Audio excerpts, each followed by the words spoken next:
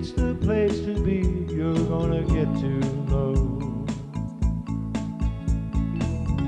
Restaurants and movies appear, amusement parks and ocean piers, boardwalk built and loved by family.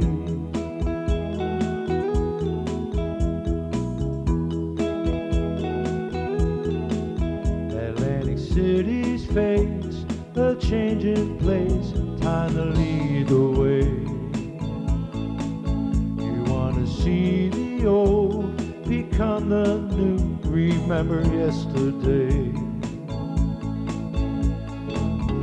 Rolling chairs and trolley cars, Ferris wheels and movie stars, boardwalk built and loved by family. Atlantic City, my hometown. Atlantic City, world's playground.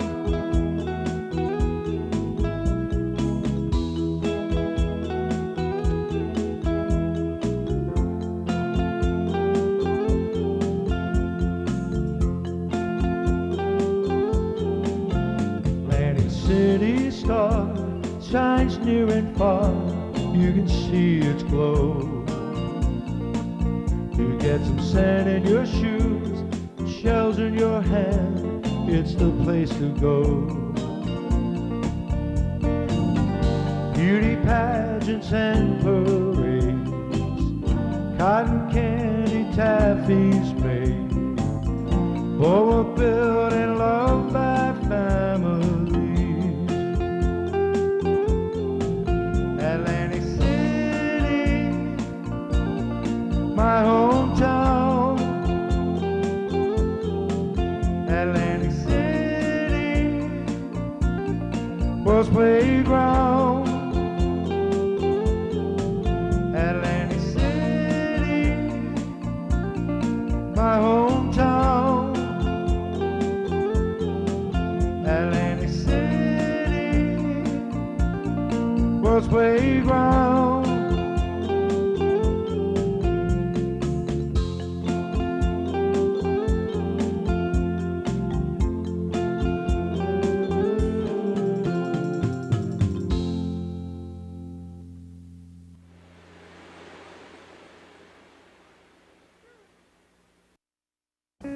Hello and welcome back to the Postcard Show. I'm your host, Joseph Polillo. I'm John Polillo. We're twin brothers, and we bring you Atlantic City postcards from 1870 to the present, showing you the development of Atlantic City. Today's show, starting off, we're going to show you some advertisements. We're going to answer the mail first. And we're going to answer the mail. We're brought to you in a TV Atlantic ad, which has the proper time and place and listings for this show on WWAC TV. We're coming to you every Sunday morning now on Channel 20 in the Atlantic City area, and check the listings and learn what channel it is throughout the entire South Jersey area. What we're going to do is answer some mail. We've had a lot of mail over the last year and a half of being on television, and the station's been called and told about a lot of things, and we want to start out with this particular picture of this postcard shop. Isn't it upside down? It may be upside down. John's our historian. I'm not particularly sure. Let's see. Yes, it was. See that? Nobody knew it until you said it. Right, the gentleman sent us this letter, and he asked us to, if we knew where the particular building in question was. I think it's a Mr. Abrams. No. Oh, David Hand.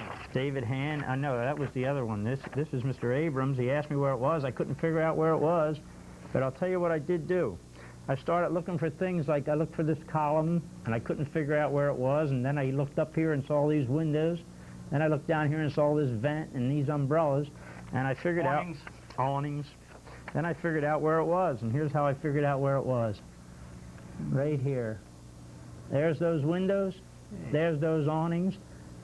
It was at Pennsylvania and the Boardwalk, which is strange because the guy that owned the postcard store. Then I found that vent. Look at this.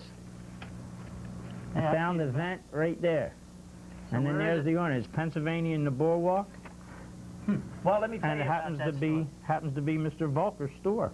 All right, Carl Volker Sr., he was a guy that was born in Germany, and he moved to the United States shortly after he married over there. He owned the Atlantic City Hotel called the Seaside House. He started a local newspaper called the Ventnor News. You know, on a trip to Germany with his wife, he returned home with the idea of the postcard, and people frowned on it, and he had cards printed in colors with Atlantic City scenes on them. He's credited with having introduced the picture postcard in America, the forerunner of greeting cards. In 1893, the idea, as I said, wasn't received with much enthusiasm at first, but long before his death in '06, the picture postcard had covered the country and became a fad. I'd like to tell you that Carl Martin Volker, his son, took over the Ventnor News and wrote for the press about veterans affairs. During World War I, he was a lieutenant colonel in the USA Army, and Carl Volker Jr. served in the United States Army. He's now retired and living in Summers Point. And this is where the store was, at Pennsylvania in the Boardwalk in the Seaside Block building. Now, the other mail we got was a gentleman here, Mr. Hahn. David Hahn. He wanted to know if we knew anything about the Civil War veterans camping out in Atlantic City. So we went through our cards and we found this particular picture right here. In 1910? In 1910, they were all camped out. What you got here is Albany in the Boardwalk, right here. The President Hotel went up in here, and you'd say, how do you know that? Well, here's how we know that. We found another halftone, black and white picture of it. And there they are camped out here. This is the Osden, where the Hilton is right now, which was the Valley Grand and the Golden Nugget. That's Hartford and the Boardwalk right there. I think there's a house that you can see up here, which later on in years became the Everly's rolling chair storage building. Now, history about that was that in 1910, the 44th National Encampment of the Grand Army of the Republic was held in Atlantic City. They're Civil War veterans. We also found out from Sid Trusty that they were the African-American Civil War veterans at Albany and the Boardwalk in 1910. Right, that was that particular letter. And then we had these letters to us by, I don't know what the guy's name was, I forget. Okay. He asked us if we knew anything about Chief Two Moon's herb store, and you can barely see it here. It's a strange-looking building, but there it is, and we couldn't find it. And then I was looking through the postcards, and I came by this here. And then as I looked into it, I see the building right here at Kentucky in the Boardwalk. You can see it sticking up right there, that little piece up at the top. Yeah. Now, that was Chief Two Moon. Who was Chief Two Moon? We were watching the History Channel, and they were talking about Custer being annihilated at Wounded Knee, and in there is a quote by Chief Two Moon who says that we beat the Americans with their own guns, which was a Winchester, and that's how it happened. And if you look down here, you see Chief Two Moon, and here he is here where they're saying that he was at the Battle of Little Bighorn, and they wiped out Custer and his whole army, but he had a store on the Boardwalk. And the Indian, look over here. Here's the cover of the Earth sign, remember? Yeah. Okay, so this is Illinois to Kentucky. And then we found out that the Indian influence on the Boardwalk was so strong that when he left in '33, they had to keep that Indian motif on that Boardwalk for about 50 years, because when we were kids, Teepee Town was in there with all their Indian moccasins and headbands and everything else. And this guy sold herbs that helped you. It was like a vegetarian type building, and Chief Two Moon would travel all around America in his airplane, magic bus, and his airplane, like Kinsey, and he had an airplane. He had all this jazz where he went around America, showing off how to eat all these herbs and be healthy. I don't know what other herbs he was selling, but I bet it's illegal today. He must have got some time. But he was up there at Kentucky in the Boardwalk. There's his magic bus. They were out there like hippies. And then we got mail from, who else did we get mail from? I forget. We got mail from Robert Delbane, and I dropped something. How do you do? He sent us some things. And fella. Hold on, I got something to show you here. We got these pictures here. We may have to open wide on it for Chunky here. We got this picture here. Yeah, that shows it. That's the Heinz Pier destroyed by the '44 hurricane. It's been whacked. It's all destroyed up there at Massachusetts Avenue in the Boardwalk. What else we have here behind it is, I can't get it off of there. Pull that one off. There it is, all wrecked. It's just standing on the stilts with no beach underneath it. You can see the outer edge out there with the 5 is gone. Somebody got the 5. 7, God's number of completion. Yeah, That's the there end of we that pier. There it is, back in the There's street. the Vermont Apartments. I just talked to Ann King today. Ann King used to hang in this store here at Vermont and the Boardwalk. That's where that is. This is the Vermont Apartments. After they fixed it up, Burt Lancaster and Susan Sarandon did a apartment across the way here with each other in the movie Atlantic City. Yeah, it made lemons sell. Right. We got another one there. What's that? What was that? That's the drive-in movies. They're all gone too. So, and that's that. And then I got a letter from a Mrs. Katz. Her family owned the President Hotel.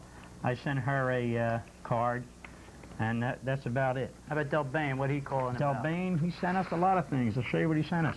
He sent us all the copiers today are amazing. Color copiers? The color copiers today. This is a color copier done with a color copper. Can you imagine? You put it in a copy machine, and out comes that. So you don't have to hassle too much. What he did, he sent me about 40 pictures of rolling chair parades in front of the Garden Pier. More rolling chairs. I figured out that this is the Rendezvous Park building here, so he's about Bellevue and the Boardwalk. From Bellevue to Georgia to Mississippi, because here's the $1 Million Pier out here. Hello. Okay, is that the mail? Well, that's it, and then somebody sent me this picture here. This is a good one. Okay. Nobody can tell where it is. I can tell you where it is. I looked it up. This is where Cornbla's restaurant went into Virginia and the Boardwalk. The Virginia Theater gets built here. They sold oysters here, because there's Heinz Pier out there at Massachusetts in the Virginia Avenue Pavilions. This is before Steel Pier was even thought of being built. And then what else have we sent? I sent this picture. This is fun. This guy sent me this picture, this gentleman here. This is George Culligan. First man at the Battle of the Bulge. No, he was the guys when they broke out of the Battle of the Bulge. He was the first guy and stopped the Nazis from blowing up the bridge on the Rhine. This is the guy that made it possible for the American troops to be breaking out on Berlin. From Atlantic City. From Atlantic City. George Culligan, he saved the bridge. I forget where the city was. The River Elbe? No, the Rhine. The only bridge left on the River Rhine. He broke through, and it got the American forces going towards Berlin. And what did he used to do for Atlantic City? He was the boiler guy at the convention hall. The engineer on their convention hall lived in Dugan's, next to Junior's. And then this guy here sent us some pictures. Oh yeah, this guy, Muck McGlynn. Muck McGlynn. He sent us these pictures. He says a lot of people in Atlantic City remember these pictures here. This one here first, huh? He sent us this one first. Wait a minute, I'll put it up there, man. You know what I mean? Who's in charge, you or me? You are. Pardon my hand. Look at this here picture here. Let's see. Here's a guy on the beach getting arrested for taking his shirt off. Had protest. Must wear bathing tops on AC beaches, police notice, and they're going to lock him up. Anybody recognize him? His name's Leslie, isn't it? Leslie Hope. Bob Hope being arrested on the city beach for taking his shirt off. That's where he went. Then he led a march down the Boardwalk. He was doing a lot of things at the Nixon Theater, which later became the Globe. That's true. Here's where Chief Two Moon's place burnt down in Kentucky in the Boardwalk. Yeah, because he was part of the custard thing, maybe? Who knows? Who knows? They burned his place down. There's some more. Burning. Muck sent us these. Here's an old city commission picture back in Roughview in the middle. The city commissioners on the sides. Roughview Ford-like. Right. Okay. There you go. Vincent years ago. Here's Fay Ray. Fay Ray. No, Sally Rand. Oh, Sally Rand? Right. Did they do the same thing? Right. That's Bellevue and the Boardwalk. You can tell by these billboards being here. It's Bellevue and the Boardwalk. Here's Roughview again coming up. Roughview coming up. With Sally Rand. Walk up. What's that mean? Well, and here's Jimmy Walker. Jimmy Walker, the mayor of New York. On the Boardwalk, Atlantic City. Here he comes, Al Jolson, walking down the Boardwalk of Atlantic City. Al Jolson. That's about it as far as we don't know who these people are, but that was the way to go down the Boardwalk in a rolling chair by Schill. That's right. Now what we want to do is open up into books that you can get in Atlantic City, about Atlantic City. Like Welcome to Atlantic City. Right, that was by and that's a book, The Transition, by Keith Swartz. He wrote a book of pages of photographs of the transition of the city. And we've mentioned these before, but we think they're good to mention. Here's the Atlantic City Diary by Ed Davis. It deserves a good mention. It's a two-page book. I mean, a two-set book. A lot of pages to it. Pretty thick. Two editions. The Memories of Atlantic City Diary by Ed Davis. We also have the history of Atlantic City in a book reprinted by a gentleman from Pleasantville, a Mr. English. And that's a very good book about Atlantic City, gives you a lot of information inside. Beck. By Mr. Beck. He reprinted. Okay, and here's 123 Years of Ocean Madness, 125 Years of Ocean Madness by Vicki Gold Levy and Lee Eisenberg. And that's got a lot of photos about Atlantic City and a lot of things. Now there's a new book out by Kent Ruffalo and Dobbins. Pretty big book. You can see how large it is. It's about Atlantic City. It's pretty big. You can buy that in Atlantic City. Atlantic City's America's Playground. Everybody calls it a different thing. We call it the world's playground, and it still is. And that's the case on that. Another book that'll be coming up later, which is very important, is the Butler's Book of the Boardwalk. As you can see here, we had it reprinted, and there's a lot of pages to it, a lot of facts about Atlantic City. And then the most recent one by Whitey Levan. This book has so many photos in it, we're going to take a whole show on it one day. Check this book. It's nothing but photos about Atlantic City from beginning to end. It's the best photo book you can get. Pictures of the under the boardwalk restaurants, things of that sort. And while we're talking about that, go to the other camera. We'd like to go to the other camera, and we want to. I made a list, and I made a list of the books I just went through. There's others. Storms of the Northeast is a good one. So Young, So Gay by McMahon. The book Glitz. The Company That Bought the Boardwalk was a good one. If anybody could get a hold of Our Lady Star to Sea's Jubilee book, it's a very good book. Then we went to movies. And we listed the movies that we believe are about Atlantic City, and in fact are about Atlantic City. We'll start out with Hole in the Head. What a ridiculous story to make an island full of casinos and have it be a success. That's Frank Sinatra, 1959. They thought it was about Miami, but you got to read between the film strips. Miami's Imitation of Life, No No Nanette, Convention Girls, The Burglar, King of Marvin Gardens, By the Sea with Brad Taylor and Jerry Colonna, Wise Guys, Atlantic City, USA. Now, what's important about Atlantic City, USA? We're in it. We're in it. Freeze frame, about an hour and 18 minutes into it, you'll see John and I at the table, just like Burt Lancaster, on screen. You freeze frame it, and you'll see John telling me that the camera's over here. I was looking the wrong way. Wild Hearts Can't Be Broken, Desperately Seeking Susan, Tempest, The Lemon Sisters, The Color of Money, The Pickup Artist, Penn and Teller, Girls in Blue, Bogus, They Shoot Horses, Don't They, Snake Eyes, and Rounders. They're all about Atlantic City. And then there's the plays on Broadway, Ragtime, Steel Pier, and we're going to show on this show clips of all the demolitions of every hotel going down at a later show. And clips of these movies. And clips of these movies. And we're also going to show some home movies, because we have now dedicated the this postcard show to my deceased mother, John's mother and my mother, who died shortly, a little while ago, and our deceased brother, Anthony Polillo. If you grew up in Atlantic City in the 50s and 60s and 70s, we probably ran into you. If you hung at Chelsea from Northeast Philly, we were up there.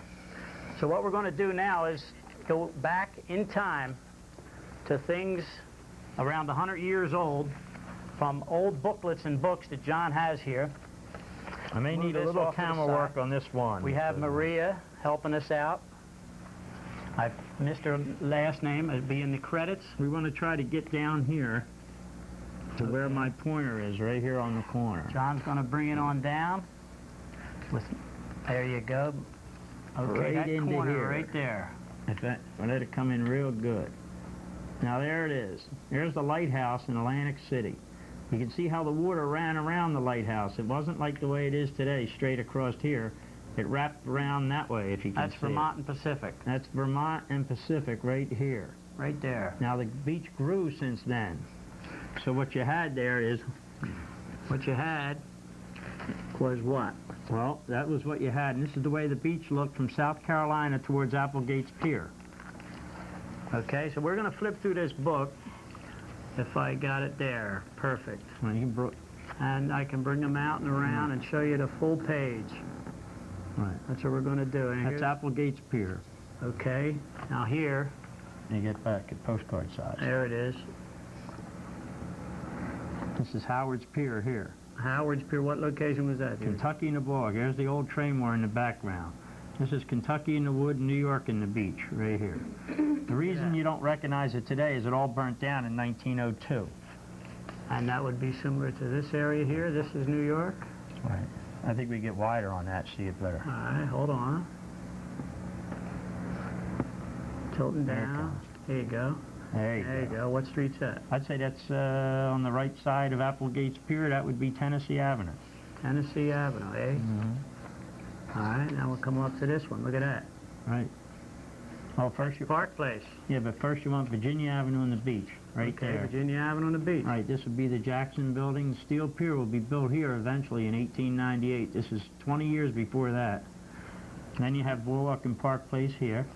Now that's a pier down the end, or they built a bulkhead there. Park Place used to flood all the way up to the distant cottage, right? Right up to the Claridge, the water used to go. Then you had a few things like the lighthouse. See how the lighthouse was down here like that? I'll show you with a map what happens here. Here's the lighthouse right there. Right there. And the water cut across there like I just showed you a couple of pictures ago. But within 8 or 9 years, the whole thing filled out here, Vermont to New Hampshire to Maine and around this way. The beach built up. Right, and then they brought the beach out and around that particular direction years later. I had the picture of it. I don't know where it is. Here it is here. Here it is here. Let's go to that picture. I'll show that picture. Here's what they had to do. They had to do this. Okay, I'll tilt it in. All right, let me get the pointer and show people.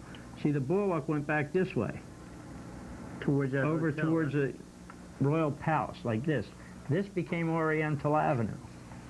Then the boardwalk was built out this way. See it going out this way? There's the Royal Palace back here. Right. Here's the entrance to Hines Pier. You'd walk out on Hines Pier. They had to take the boardwalk from Connecticut Avenue and wrap it all the way around to Main Avenue to the Royal Palace again. The right-of-way was Oriental Avenue, which was the boardwalk. That's why it became Oriental Avenue, because there was a store down here that sold you Oriental rugs. So when they eliminated it, they called it Oriental Avenue, because that was where you had to go to get to the Oriental gift shop. And then it wrapped all the way around this way. And the way you can see that is through this particular picture. They used to go from here, the way my pointer's gone, right back over to there. The boardwalk went this way. Then years later, you see them under construction building it out this way. Then they built Main Avenue, New Hampshire, Vermont, Rhode Island. Here's the Hygeia pools right down here. And you notice all the beach we have with no jetties? Then they put a jetty here and a jetty here, and they destroyed our beaches with those jetties, thinking they knew it all. But ever since they built the T-jetty here and the jetty off Brigantine over here, we've got no more sand, and in fact, we have no more beach. And that's self-evident. If you look at it like this, you can see the jetty over here and the one over here, and we have no beach all the way up the coast. And that's what happened. That's how we lost our beach. And then like somebody would tell you, no, you don't know what you're talking about. Well, look at Brigantine now. Brigantine used to cut in here. This was all water that you just saw in the last picture. When they put that jetty here, Rogie and Hanneman made billions on us. And that's how they got all their money, by letting the land grow and selling it almost at a riparian rights situation where they made millions of dollars, and then they were on that side fishing. That's a rare photo. It's a rare photo. That's from Brigantine looking across at Hackney's. All right, but here's how they would swim outside the lighthouse. You see how it wrapped around the lighthouse like that? Yeah, right on there. This would be Pacific Avenue now, right here. And that's where they did it. Okay, we're going to draw up a little bigger on this here. First, I want to show you this. Do you see the name that's written there? It says 1889 A.W. Heston. Now, he made this little book when he was going to Atlantic City High School, where Central Junior High is today. And he's supposed to be the Atlantic City historian, that the library has a lot of the stuff that he gave up to the city of Atlantic City for their library. Heston, could be 89, could be 59. But all the land I just showed you that grew in an 8-year period up in the inlet. It was all owned by this particular company right here. This is the United States Hotel Corporation. If you notice, Showboat now has this stuff on the back of it in tribute to the United States Hotel. If you look at the back of Showboat, they have these 4 balconies on it at States Avenue and Pacific. But what you have to understand is this particular company, the United States Hotel, here's the back of it. This is where you went out the back and rode up to States Avenue and the Boardwalk, right down this path over here. Like on a little railroad of carriages. Well, little pony carts that we used to ride in was part of their situation. But the United States Hotel owned the whole piece, just like MGM. The piece that MGM's trying to get now, that's what they own. And what almost ruined the city was the mosquito.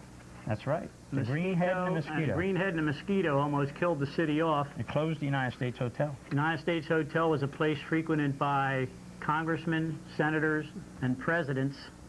And now we're going to go to this book that was Heston's book that he put together himself. All right, I'm going to show you these photos. John's going to give you the history. Here's Indiana Avenue railing right here. This would be Boardwalk and Park Place, where the hydrangeas were when we were kids. Right here, the big swooping roadway come in. Yeah. Here's Boardwalk and Park Place, where all the Valley employees run in the Valley. Here's the Shelburne Hotel down here. But the Children's Seashore Home was there, right? The Boardwalk leaped across Boardwalk and Park Place like a Golden Gate Bridge. Because the waters came in Park Place to the distant cottages and in Iowa Avenue to the Back Bay and in Jackson Avenue to the Back Bay. Right up to Pacific. There's Uptown. There's from Applegate's Pier to Hines Pier, No Steel Pier at Virginia Avenue. Okay, we're going to flip through this book and show you these unique photos. There it is. The life-saving station. We said that they were lifeguards at one time. We want to correct that. The life-saving station was for the big boats and the problems at sea that the lighthouse was given the directions for. They would harpoon the boat and pull it into safety. Okay, and there's Indiana Avenue to Arkansas Avenue. Here's the Children's Seashore Home that faced like the Marlboro Blenheim. There it is there, and there's the Shelburne, and then here is the West Jersey, the first pier ever built right there. This is between Indiana and Park Place. Well, I can tell you how I know that. You see, that looks like a high part of the boardwalk. You could go to Park Place and the boardwalk today out in front of Bowie. It is the highest part of the boardwalk. You can see the tops of people's heads as you look east or west, and you can see there is no $1 million pier, and it is a Victorian era time on that. Right, this picture is not that big of a deal. Sailboat. This one here is. That is. What is it? What you got here is a whaling ship stranded at Michigan Avenue and the beach, which they called Fort Michigan after they couldn't get it out for years. But the guy built a boardwalk to it, put a door on the side of it, charged 10 cents, and made millions of dollars. And everybody started beaching their craft and doing it. So but they gave them an option. They told them they could build piers. They let them build piers. This was your first amusement situation that you went into, paid a dime, saw a whaler ship, and left. This is Boardwalk and Park Place. Yeah, it reminds me to tell the city to get the Chelsea wreck out of there. There's the Seashore House and the Shelburne right there. The Seashore House was eventually moved on account of money down to Annapolis Avenue. Right. At Chelsea Avenue, there's a wreck in the beach that's very dangerous to people. We'd like to see the city probably get that out of there. This, what do you think this is? Anybody have any idea? Okay, time's up. City Hall. Tennessee and Atlantic on the left. In wood. In wood, burnt down, held council meetings in there, then burnt down. They changed it to commission form. The first council meetings were held down here in the United States Hotel. There it is again, these two steeples here at Maryland Avenue. And Congress Hall, right? Right. That's where the boardwalk was built, from Congress Hall to Mississippi Avenue. All right, we have about 3 minutes left to go in this particular segment. This here is what? Pacific Avenue. From Virginia towards the inlet. Unpaved horses, carriages, things of that sort. There you go. Distant Cottage. No, here's what you got here. Start over here. Here's the Hotel Traymore. The Brighton. The Distant Cottage, which became the Claridge. Mercer Hospital.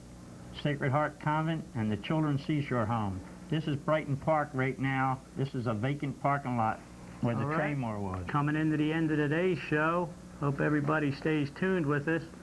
That's Pennsylvania Avenue. Right.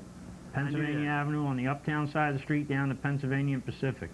And? North Carolina, from resorts to the empty lots where the Lafayette stood. The YWCA was on this corner, and you can back up to the motels to Chalfont Alley. Okay, with a few minutes left, there's the Heston book. He must have made it himself. 1886, we got it. Go to the convention hall, paper shows, things of that sort. We paid $35 for this book. You can see it up there on the right. It's now worth a couple of thousand. Let's do this before we end because we only have a couple minutes to go in this show. About a minute and a half. What we have here is the way the railroads come into Atlantic City. You can see where they came in. They came across Turnpike to Florida Avenue and Turnpike. They came across here to Missouri. They came across here at Arkansas. And they came all the way uptown. Most of them came right to Arkansas and Missouri and Atlantic. Came out Indiana? They came out Indiana in a swoop around. They come up to North Carolina and Atlantic here and let all the people off. And they went to stop at South Carolina Avenue. Then they slid through and stopped at the United States Hotel and came around here, then came right down either Baltic or Arctic. We used to see them come right through Chelsea. Right, they'd come right over here. If you notice the ones, one came in and backed you up to South Carolina Avenue. When you were done at the day, you get on into Virginia and it took you back offshore. I want to show you Albany Avenue. Albany Avenue, the trains came down in Memorial Park in front of the high school. Stopped right in front of the high school there. Here they are here. And that's how you got the Albany Avenue excursion house. That's how you got the Memorial Park with the 2 lanes leading towards the high school. They were railroad tracks and everybody got off there and walked to Albany and the Boa. Okay. That's it today. Thank you for tuning in. We want you to read the credits, understand how we're putting the show together, spontaneously I might add, and tell your friends, new time, 10:30 a.m. Every Sunday. Every Sunday, videotape it, keep a collection of it. The next show's coming up. We're going to go right through all the photographs that we have of the city of Atlantic City from 1870 till we run out of pictures. Right. Any questions?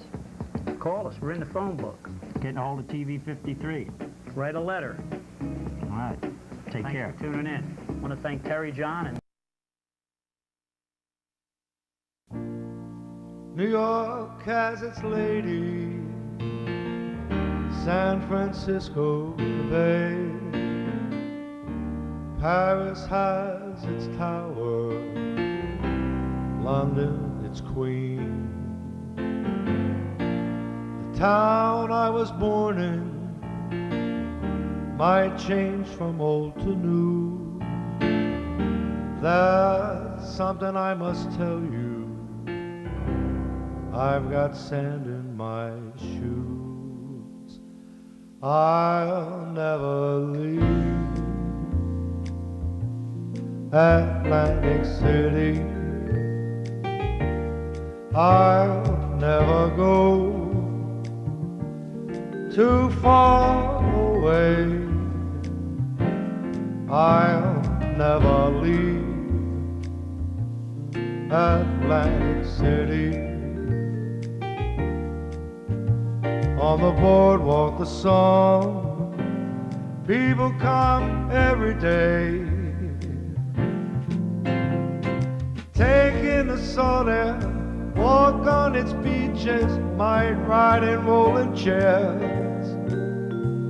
When they look at the brand new, think of the old days, things they used to do.